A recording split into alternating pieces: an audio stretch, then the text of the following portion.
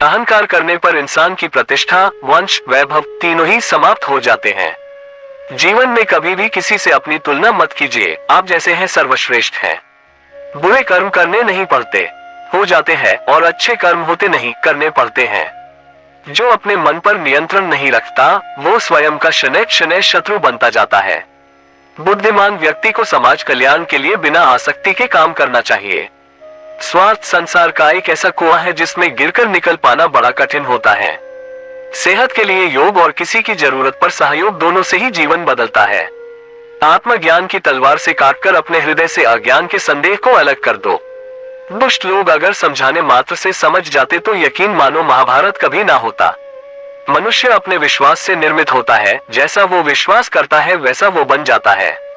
मान अपमान, लाभ हानि, खुश हो जाना या दुखी हो जाना, ये सब मन की शरारत है जिसे तुम अपना समझकर मग्न हो रहे हो। बस यही प्रसन्नता तुम्हारे दुखों का कारण है।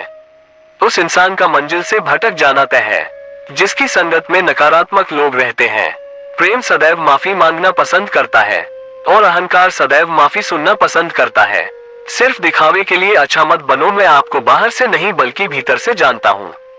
जो इस लोक में अपने काम की सफलता की कामना रखते हैं वे देवताओं का पूजन करें। व्यक्ति जो चाहे बन सकता है यदि विश्वास के साथ इच्छित वस्तु पर लगातार चिंतन करे। शब्द उतने ही बाहर निकालने चाहिए जिन्हें वापस भी लेना पड़े तो खुद को तकलीफ न हो। परायों को अपना बनाना उतना मुश्किल नहीं जितना अपनों को अपना बनाए रखना होता है। इंसान की सोच ही उसकी सबसे बड़ी पहचान है, वरना दुनिया में एक नाम के अनेक इंसान है। बहुत विनम्रता चाहिए रिश्तों को निभाने के लिए। छल कपट से तो सिर्फ महाभारत रची जाती है।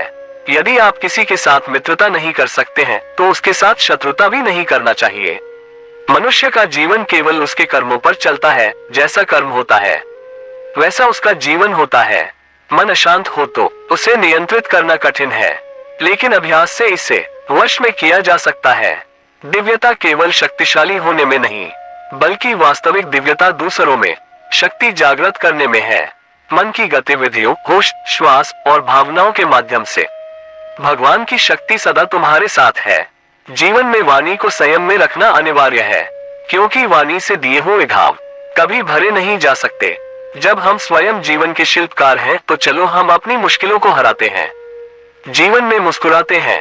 एक बार माफ करके अच्छे बन जाओ, पर दोबारा उसी इंसान पर भरोसा करके बेवकूफ कभी न बनो। न हार चाहिए न जीत चाहिए। जीवन में अच्छी सफलता के लिए परिवार और कुछ मित्र का साथ चाहिए।